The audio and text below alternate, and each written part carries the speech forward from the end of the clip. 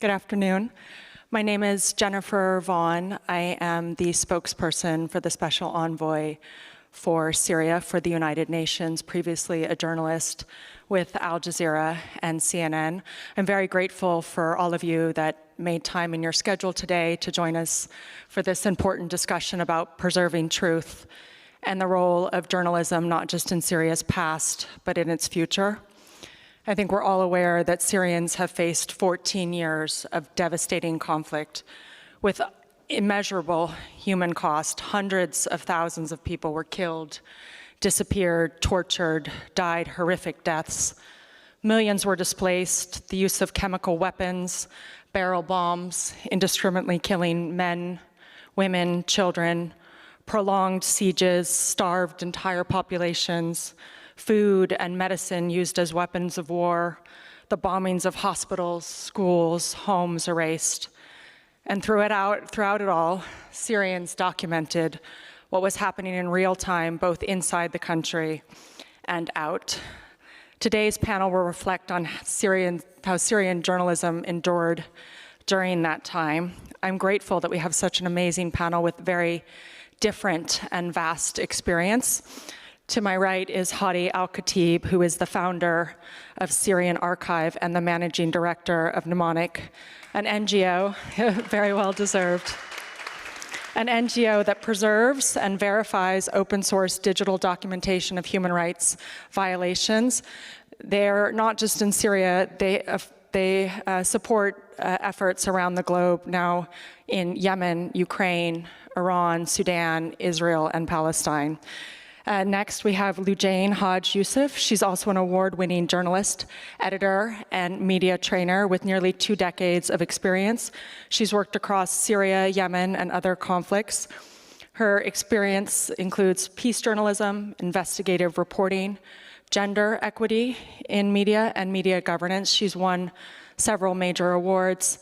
And Danny Mackey, on the far end, is a journalist and analyst specializing in Syria's internal dynamics, as well as its art and culture. He's a fellow at the Middle East Institute. Danny has worked with almost every major international news outlet, from BBC to NBC, Channel 4, and many more. He's also the co-founder of a digital media group. So Hadi, I want to begin with you. Those of us that have worked on Syria for a long time know that you have preserved more than 6 million records of the Syrian conflict with some 20,000 sources. It's rather extraordinary, not just an effort of journalism, but you've become a civil party to investigations related to gas attacks in East and Western Ghouta, as well as the issuing of the French arrest warrants for the former president. Can you talk about how this work began and how it, is built into what it is today? Absolutely. Thank you so much, Jennifer. And it's really great to be with everyone here today during this event.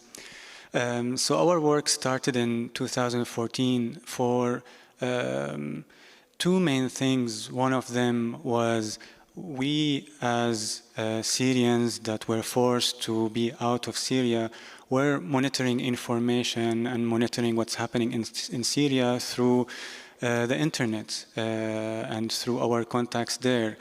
Lots of these materials were being removed by social media companies on a daily basis because of their harmful policies dealing with content moderation in many different regions, including the Middle East and North Africa, and that was in Syria 2014 when they also started to use more and more machine learning and rely on it to moderate this content. So that was one of the reasons. Then the second reason was countering misinformation and propaganda that was being published by all actors in the Syrian conflict at that point. And we just wanted to make sure that we build an archive that is able to collect information from different sources all over Syria and make sure that it's forensically preserved to be used to counter misinformation through our verification methods and to be used also for legal purposes. So that was the reason why we started this work and continued this work until this moment.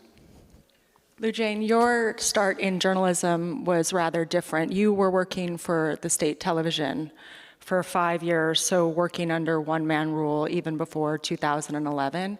And then 2011 came and your life became increasingly difficult and you decided to leave the country and become a journalist in exile. Can you talk about how that transition affected you as a journalist, working within the country, subjected to state censorship, moving to outside the country, trying to do real investigative work? Thank you for the invitation, and thanks for everyone attending to this session too. Actually, it's for sure it's very different because when I was working in the Syrian TV, it was difficult. It was the propaganda for the Syrian regime, unfortunately. At that time, I was very junior, and I don't remember that. I don't know exactly that what I should say no, or I said just need to say yes for everything, to be honest. And I remember that when I said there was a group like walking in the streets and having speech against the government, and I told them that we have to mention this group in the street because there's thousands of people saw them, and they said no, we don't. I told them, but we don't say the truth. They said no. And actually it was like a trap for me because after that of 1 month or 2 months, I was investigated by the intelligence forces.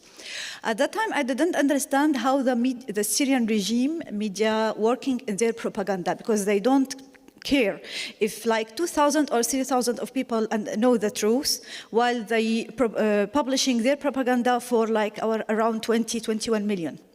So that was, I think, the key. After they investigated me in the Syria, I was also followed by them and arrested.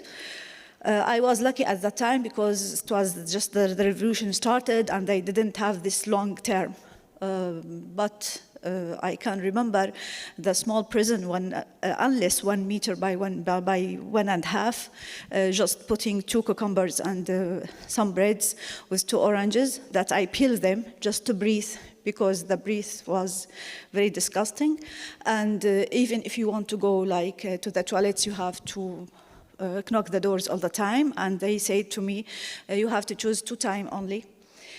You are not allowed to go to the toilet whenever you want. Of course, you should be like closed your eyes, but in somehow, one day I remember that I get out without any cover, and I can see the men hanging inside the toilets. And actually there you have to take your choices that you can see the insects inside the toilet. You can like be brave sometimes actually to take your decision. After when I get free, actually I decided to leave the country because I know that it's like in a circle. You will not finish in one place. You will have like a tourism circle inside. After that, I was just arrived in France after like 1.5 years, and we started working with Rosanna. And it was like our dream to have a platform that we can express our opinion, and a free platform can give the voice for the Syrian voices who lost their voice actually inside. Danny, your story is actually different. You were outside of Syria when the revolution began, and you decided to return. And then you were working as a journalist and an analyst in the country.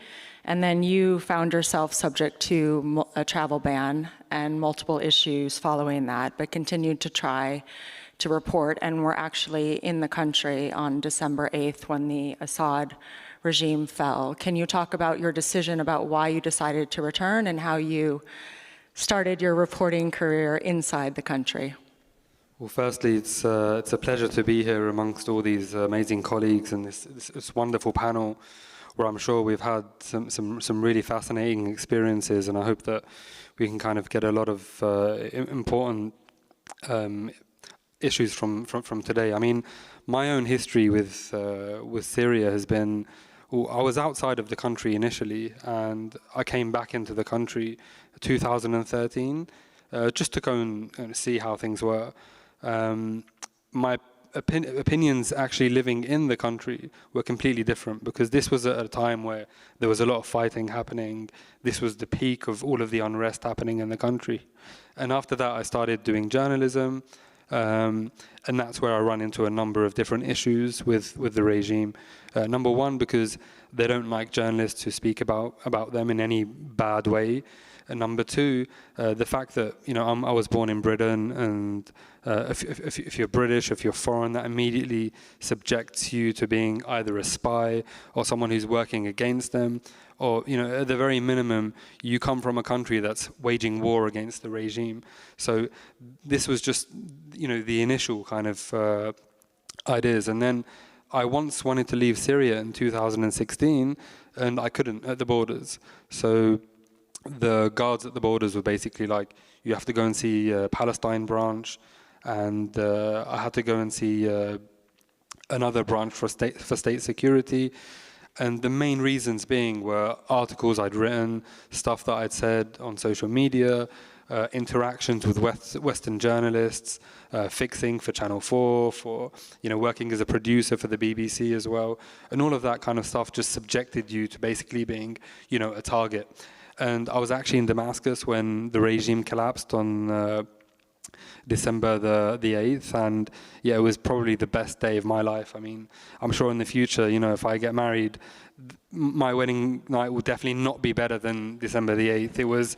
It was the best day you could ever actually witness. And to be in Damascus, seeing this happen from within the country was something remarkable. And really, it does justice to all of the efforts and the work that the Syrians have put in for so many years. The fact that we're sat here at this panel today, actually discussing this in light of the absence of a regime, with Bashar al-Assad currently a refugee in Russia, is really remarkable, considering how things were. And it's really a testament to the will and determination of Syrians. There was really no media in Syria. Things have obviously changed now, but when the regime was there, especially for the last 3 or 4 years, there was no media allowed into the country. They were just bringing in bloggers, people who were doing, you know, YouTube videos for travel, because they didn't want people to come and see what was happening in the country. And that's something I'm sure we'll discuss in a bit. So while the Assad regime fell, the conflict is still ongoing. We still have international actors, in particular Israel, with aggressive actions. We have sanctions that remain on the country, and we've seen some violence along the coast. So the need to move forward, you know, journalism is very much a big part of that. Truth, reconciliation, bringing to light the atrocities that have happened, and violence moving forward. Can you talk about how your documentation has not just served journalism and truth, but is also an effort towards truth and reconciliation? So as we were doing this work of verifying information from Syria and publishing about certain events about violence that we investigated, it was more and more possible to also connect this information with the legal community in order to support their investigations on different matters. And we started doing that with the incident of the use of chemical weapons in Syria that happened in Eastern Ghouta 2013. Over 1,000 people died in one night, and it's one of the biggest chemical attacks in modern history. So this was done in collaboration with other Syrian and international organizations. This is also one of the main reasons why our work started around the period of 2014. So to see how we are able, not just us, but us and the witnesses and the survivors and the families of victims contributing to this case for it to happen in the end, and to see an arrest warrant forming in France against Bashar al-Assad and Maher al-Assad and other senior officials was an amazing form of justice that I hope is going to be validated in July when there is the hearing of the Supreme Court to decide if this arrest warrant is going to be valid or not, depending on the immunity situation that former president he was enjoying. So this is one of the things that we are working on, and the other things that us and other civil society organizations working continually on is still using the information we have verified and collected to support war crimes units in Europe to work on different investigations concerning former regime fighters, concerning European companies that were also complicit in crimes in Syria by trading or by supporting with aid or money. It's something that we're working on with others. That's the main thing that we are working on. And there are other cases that is not public, but this work is continuing, is the justice work outside of Syria that we hope that's going to be also moving to Syria and not just done in European countries, which was the beginning for us to learn how to do it. It's really remarkable. Everything that the Syrians learned early on has been able to help the Ukrainians and those also in Gaza and elsewhere, so that the material is archived from the very beginning of the conflict. Lujane, you touched on it briefly, this culture of fear that existed when you were inside the country. And one of the work that you do now and have done is training journalists. And it's a huge challenge that was in the past, also now that we're facing a freer media environment, one whose regulations are still being built inside the country.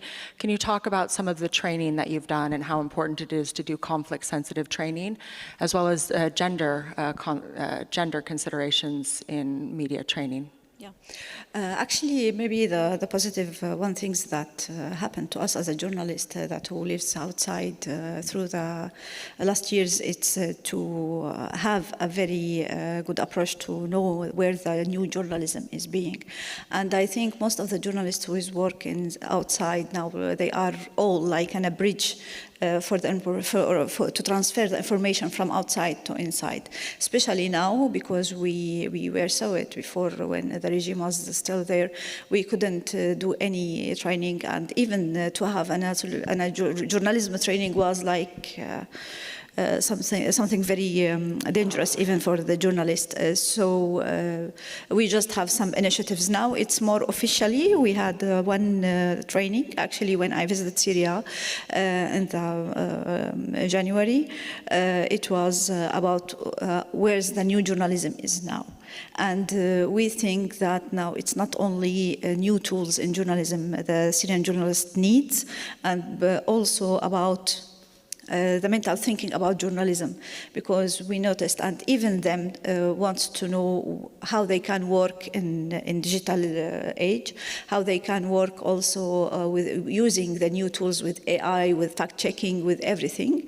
We know there's an factuality only the university for media, but they didn't get any new information, and even the professor was there.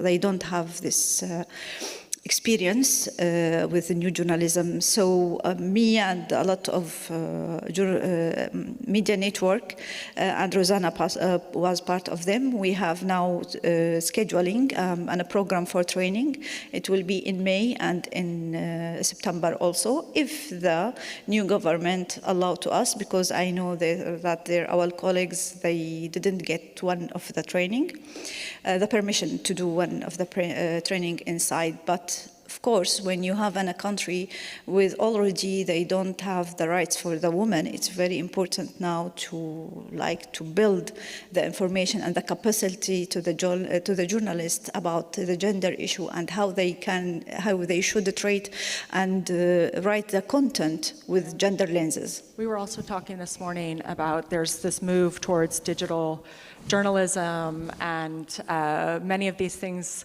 are challenged in Syria because of the the massive damage to the infrastructure because of sanctions, the lack of electricity. So learning to also reach Syrians where they are via means that they can, so you were talking about it's the need to continue to work also in radio, the importance of print to make sure that, that people not just in Damascus, but outside and throughout the country can access news and have an understanding of all the changes and challenges in the country now.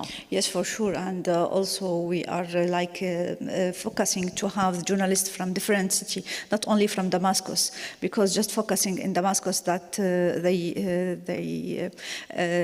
take the opportunity from the other people, also from the other journalists who was in the other city, because we know most of the journalists who get and a good training who was living in the north of Syria, while the south wasn't like that. So it was only who was coming from Idlib and Aleppo. They get more, and because they have the access to Turkey before, and even the capacity for the electricity and for the internet, it was more better. While when we were trying to have a virtual training with Damascus, at the premier things, they cost a lot for the journalist, and also the connection is still disconnect because it's a very bad network inside.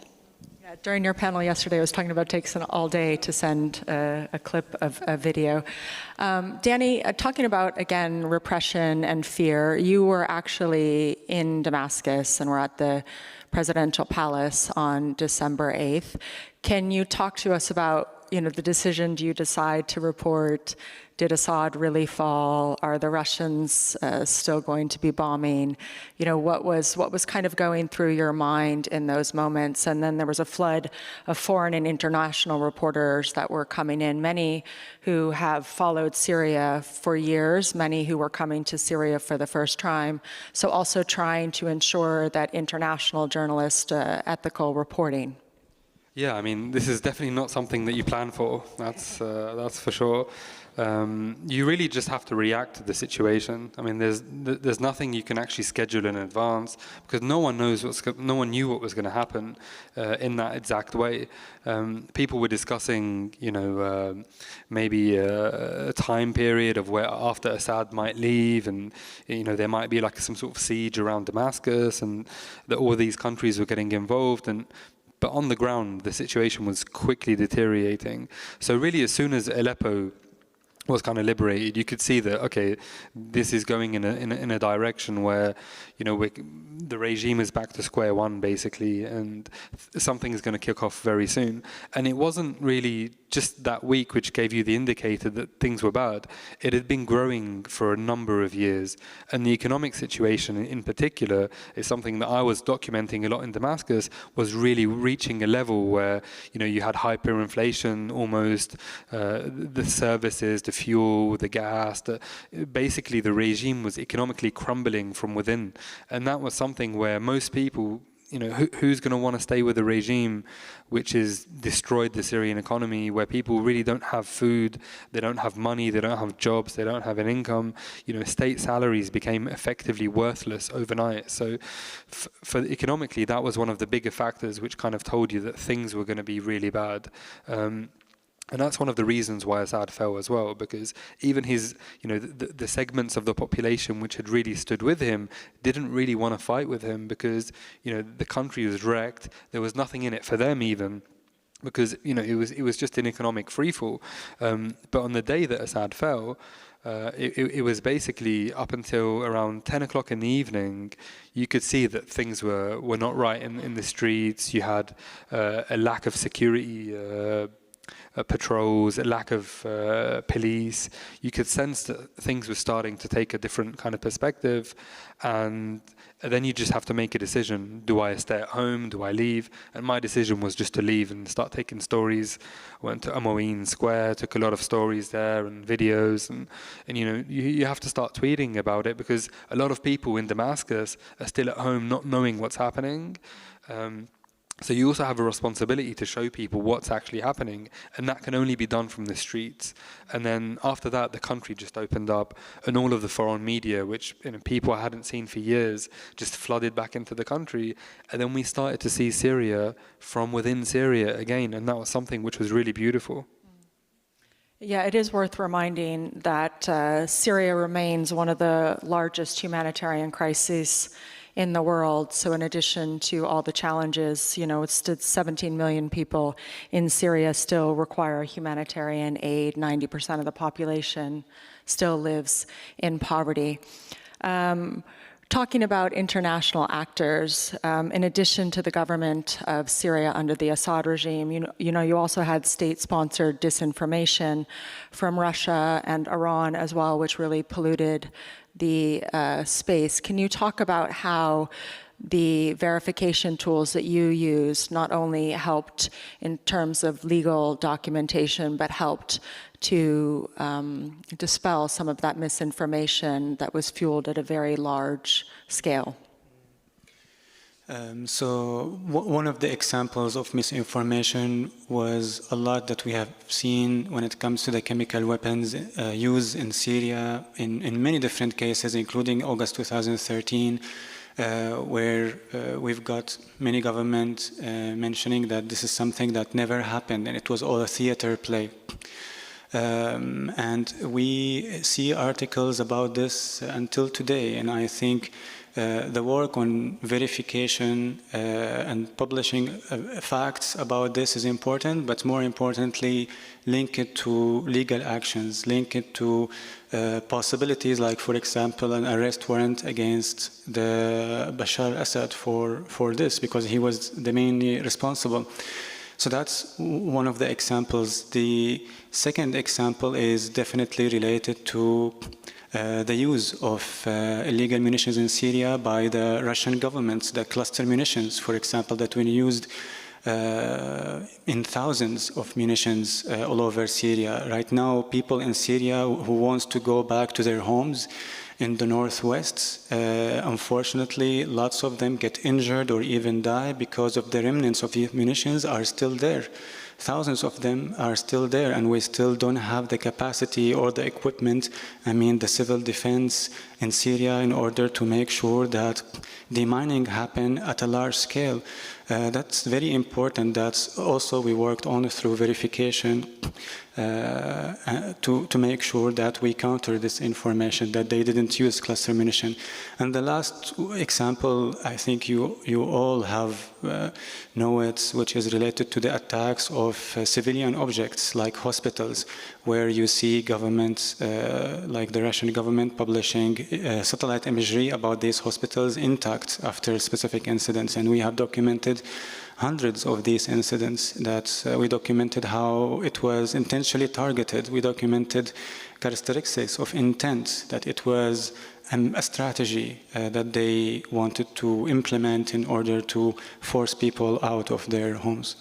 In terms of documenting things early on, what are the lessons specifically that you learned from Syria that you tried to help other journalists or activists or legal people when they're thinking about best ways to document? What's some advice that you would have for people? So it really depends on the scale of how you want to do documentation and what type of information you want to document. It was the journey of the Syrian archive was very difficult because we wanted to archive publicly available information documenting international crimes in Syria, while at the same time very important information like the Caesar photos, for example, the one that shows actual torture in prisons in hundreds of images, they were not used in any legal case or accountability until after years and years. So it was really difficult for us to kind of defend this work and make sure that we have the resources to make it happen. So acquiring resources is important in order to have a team, to have the right skills to be able to do the work. So training is important. Technical infrastructure is really important at this stage because we're dealing with mass amount of information. At Mnemonic overall, we archived over 30 million of information. When we calculated it, that's over 100 years of video footage. And the last one is having policies and workflows and protocols in place in order to do the work properly. You also talked about working with the tech companies, because a lot of these videos violate, what should be shown on platforms. So ensuring if tech companies are going to remove these videos, that there's some way to make sure people can access them. Absolutely. At the beginning of the Syrian uprising, we were dependent a lot on uploading information to social media companies. This is where everyone thought that these are our archives, where this information is going to be protected, accessible, and available in the future. And unfortunately, this is absolutely not the case. So having independent infrastructure to make sure that we have this information on the long run is really important, because for us it's also one of the main things that we want to do is to make sure that we build the narrative of what happened the last 14 years. And this video footage is part of the narrative. So we need to make sure that it's available for the long run. So investing in that kind of technical infrastructure and work is really essential, and moving away from depending on Google products and Meta and X and other social media networks that don't really preserve this content for the long run and don't give access to this content in an easy way. Yeah, Hadi, I just have a question. How important is it that this kind of work continues and you remain as diligent as possible, especially in light of obviously situations in the Syrian coast, where we've still got areas which are witnessing instability and potential issues?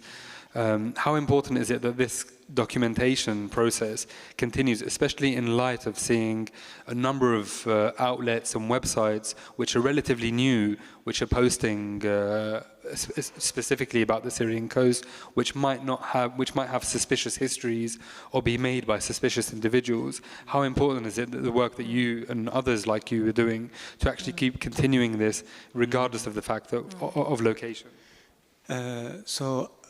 This is really a very important work to make sure that we have sustainable peace in the country in the future. And right now, what I am seeing is many Syrian organizations, even with the difficult circumstances of the reduction of funding, of the US funding to many of the Syrian NGOs, they are still working on this type of documentation because they believe in it.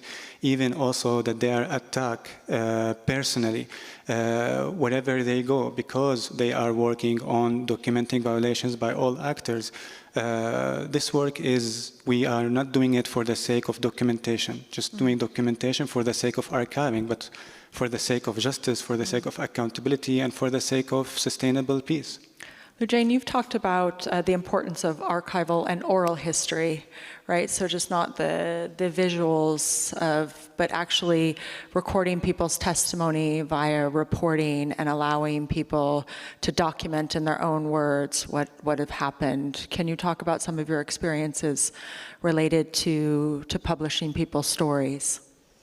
Yes, actually, we thought that with all this storm of disinformation, that we need to document the Syrian lives, but by the Syrian tongue, not by the others, and not just to bring journalists to do the content who will write about the Syrian lives through the last 12 years. So we decided to have like podcast programs that can interview the Syrian people. They can talk about their lives, how they manage their life, how they living on their way under all these circumstances, with the sanction, with with all of this poverty, and even the new generations. Because if we will go back, if the Syrian revolution started in 2011 until now, the Syrian, if there is a child born at that time, now 2021, I think, more than, I think. So there's a new generation who live their childhood knowing different Syria rather than what we know. So it was very important for this new generation to know the Syria before, and also to record what the Syria through these years, not to let the others to talk instead of the Syrians and record their lives. And it was difficult to maybe some efforts coming to document it by written, but the oral documentation, I think it will be very important in the coming years. One thing I wanted to know is, so often countries in conflict and state of war become known just for that, right? In Syria, there was so much focus on ISIS, rightfully so, and the crimes of the Assad regime. But it left out the arts and culture of Syria, which were fantastic and continue to be so. And Danny, that's one of the things you actually tried to pivot when you were under a travel ban and facing a lot of pressure from the government of Syria under Assad. Can you talk about how you tried to show a different side of Syria through the arts and culture, which survived and continues and is regrowing now? Yeah, so I had a travel ban for probably since around 2016, and I wasn't really allowed any media accreditation since 2018. So basically what you could actually do in terms of operating as a journalist in the country was really limited. So I'd keep the political stuff I was writing to Twitter, because most of the intelligence agencies weren't really following Twitter that much. They were mainly following Facebook and Instagram for some reason. And I managed to kind of go in deeply into the Syrian arts and cultures realm, basically learning about the history, the heritage, the arts, the culture, even the nightlife, and basically just writing down and covering and writing features about Syrian individuals who were actually managing to survive in the country despite horrendous circumstances and thriving in their own industries. Artists, DJs, people who are actually working for the heritage of the country, of most of the locations as well, which needed rebuilding, which needed specific amounts of assistance. And Syria has an absolutely fantastic arts and culture scene, which is something that everyone should really go and see. You have individuals such as Sarah Shamma, you have the Madad Art Institute, which is basically a hub for emerging talents and artists in the country, and they've got an exhibition in Damascus at the moment called Path, which was actually done in the building that Asma al-Assad had built, the Damascene Rose building called Masad, and this is the first time it's ever been used as a location because no one was allowed to go in. A lot of these artists and people are actually saying that the country wasn't for us. We weren't allowed to go into these locations. We weren't allowed to do what we wanted to do, and now there's actual freedom. So the fact that you have freedom also comes responsibility, and also comes, an opportunity to really support the new generation of Syrians, the artists, the musicians, these individuals, these people who have managed to stay in the country for so long should really be, the cornerstone of what the country is attempting to build going forward. Because, Syrian culture, Syrian arts, this is something which is not just known on the regional level, it's international. Syria has always been a hub of world history, of world civilization. And the fact that we have a thriving culture scene is something which should not really be overstated. Even the fact that you had a regime which had been in power for almost 60 years didn't dim the lights of Syria on the cultural landscape sense. So this is definitely something that should definitely be given more importance going forward.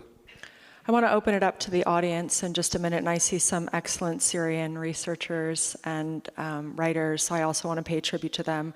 Suhal Ghazi, who also did a lot of important open work, intelligence, Khalud, who also created independent journalism and has in particular supported a lot of the journalists in areas outside of the control of the government. So grateful to you and others in the audience as well as those on the stage. So please have your questions ready. I just want to ask, did you ever foresee this, that you would be sort of the person that began to lay the groundwork for how people, Syria was often called, the first social media war, and now we're sadly watching wars unfold live stream and other did you ever, we were talking about this, you didn't have a background in journalism, and now you've become one of the most important figures in journalism for Syria. Absolutely not. I haven't met my father for 14 years, so I was very lucky to meet him in January. And he absolutely had no idea about what I'm doing. And he was really shocked. But he also didn't expect it. So we both didn't expect it. But I think we built so much expertise and knowledge and awareness the last 14 years, us and many other documentation and media organizations, that I really hope that we will play an effective role in Syria. But in order to do that, we need support, and we need to make sure that this work continues. If there are any questions in the audience, please raise your hand. I also, of course, want to note that this is one of several panels. We had yesterday's panels, which I encourage you to watch, about new journalism in Syria, because obviously we can't address everything today. And then Saturday's event is looking at the specific events around the fall of the regime on December 8th. And obviously there are others about the safety of journalists in Syria, because Syria was obviously one of the most dangerous conflicts for journalists to operate in. I see a hand in the back, if we can get a microphone to you. Hello, everyone. My name is Bisan Zarzar. I'm a Palestinian Syrian journalist. Thank you very much, all of you, for being here. And thank you, Hadi, for your work. You talked about the importance of continue working on that. And I also wanted to stress the importance of using your work for the many years in accountability for the upcoming period of time in order to find peace in Syria. Did you already start working on that, and what kind of ways are there actually to do it and to make use of everything you did before in order to find finally peace, and the moving to this era is very important, I find. Thank you very much again. Thank you for the question. We're continue doing what we have been doing in the recent years, which is strategic case building for specific crimes that hasn't been investigated and prosecuted properly. This is our direction. This is what we have been doing in Europe, and we will continue doing. We are using, as I mentioned, the archive also to make sure that we are supporting investigations by different European countries about former regime officials. And we get, for example, sometimes requests about incidents that happened 10, 12 years ago. And many of these materials we don't find online anymore, but then being able to have access to it and verifying it is how we are contributing to these legal actions. And right now we are working also on big investigations related to the recent Israeli attacks in Syria. Not very recent, but has been happening for years. This is one of the really important things that also we should be focusing on, not just accountability by the regime, but accountability by other actors that are also destabilizing the Syrian situation right now. Yes, in the front row. Or sorry, we'll take two at one time. Go ahead. Because the microphone's already in the back. Go ahead. Sure, thanks. If you could just stand up. I was a question for Hadi. Obviously, since December 8, the Syrian government's archives are potentially open to being looked at. What do you know about how that data is being preserved, and how much access do people like you have, or will you have, to the Syrian government's own information? This is very difficult to answer, and I think every organization and many of us were in Syria, and we met with the government, with various ministries, with the Justice Ministry, for example, and other ministries. We get different kind of reactions and responses. I think there is a lot of trust building that needs to be built between us that have been, working on documenting crimes in Syria since years, and to be able to actually doing it in the country and having access to crime scenes and supporting the government in building these legal files and making sure that information about missing person and disappeared are actually being accessed by the families of victims. This is a lot of work that needs to be done, and we need to be able to build the trust to be doing it. Right now, it's kind of really not happening, to be completely honest with you, but we are working on this. Danny, I know that you are also making sure that any reporting around these issues is also ethical, right? Not removing documents, making sure that they're preserved. If you're accessing prisons and detention sites, that there is both the respect shown, but making sure that you're entering crime scenes, and so that there's a level of ethical journalism. Absolutely, and this is something which also makes the authorities very hesitant sometimes to actually give access, because I remember being at Palestine branch on the first couple of days, and there was actually a Western journalist who was caught stealing a couple of hard drives from the branch, which had the data of potentially, millions of people. And after that, they immediately just kind of restricted access without official permissions to the branch. And this kind of, you have to do things ethically, because if you don't, people are only going to end up suffering as a result. And what we don't want is, we don't want an authority which is going to be hesitant in actually sharing what it has with the people who are experts, or the people who need it to be shared. So, and the dignity of the victims as well. There was a question in the front. Yeah, please. Hi, thanks so much for the panel. My name is Aya Ibrahim. I'm a journalist for Deutsche Welle, and I head its Arabic news service. We had a chance to send reporters at the very beginning after the fall of Bashar al-Assad, and they reported back an unbelievable amount of access, freedom. It was really different at the beginning. You could go into the country without any checks, without any permissions, and basically report whatever you wanted to report. And I'm wondering if you're seeing any alarming signs or any rollback on that, and how open are the authorities actually to the work, to the great work that you all are doing. Thank you. Lujain, I'd like you to take this, because we discussed that, the 2012 Constitution was repealed.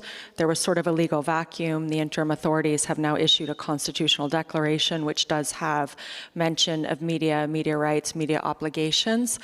And again, the country has opened up. You used to have, we were talking this morning, reporters restricted to the Northwest, reporters restricted to the Northeast, those that would go into government-controlled areas, and then the South. You've had your own experience, so if you want to take that question. Yeah. Actually, I think the first month, it was like the most important, the most important month in the Syrian history, actually, for the journalism, because everything was opened. Anyone report everything he wants. But now, after like 2 or 3 months now, I think there is a new regulation coming with the new administration. It's not like before, and the authorization for work, it's not given to anyone, especially to the foreign one. It's not allowed like before, especially after what happened in the coastal city. So even for the Syrian journalism, no one from journalists went to the Latakia or Tartus or could cover anything from what happened there. For that, the information was coming to us.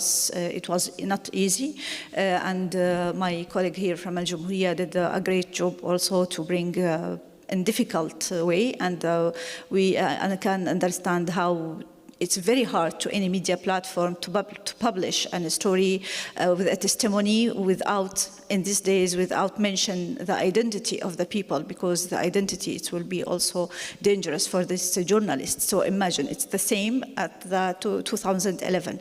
So it's very important now to also to put the work of the journalism on the table, and we as a Syrian journalists having many meetings to discuss, and we try to open to the new administration. We apply for registration. We didn't get any answer until now, and even if we had before a correspondent working inside Damascus or the Syrian regime places, now they don't let them work in open authorizations. They just give them week by week. And also some of them, they didn't get the permission because they're sect. So it's difficult. It's not like easy. And the most sentence that you will hear that benefits from the journalist who was in North. Of course, we are like, as a Syrian journalist, we admire and the citizen journalist work who was there in the North, and we know how brave they were to bring the truth and what was happening to the public. But journalism not working like in this way, which is they don't know until now how they need to work with this file, because they asked also openly that from the independent journalist that you have to talk about us in positive way. So they understand how the media is very important. For that, our independent media still until now working as the same before. We don't have official permission. We don't have official permission even to talk with the new government. We need to go through their regulation. So this is the situation now inside Syria. We don't know how we will go after the new government coming, because they say that everything is paused until the new government will be launched. But until now, we didn't see anything. We're at time, so I want to thank you all for coming. Obviously, the challenges, we weren't able to get to them today. There are other issues as well. Most media equipment actually falls under dual-use issues related to sanctions. So in addition to regulations, we have issues bringing in proper media equipment to help Syrian journalists in country. And you noted that some of the funding has been cut to Syrian media and NGOs at this time. So the challenges are immense, but I really feel that we have the best Syrians working on them. So I'm very grateful to you all for your time and for everybody in the audience for coming. Thank you.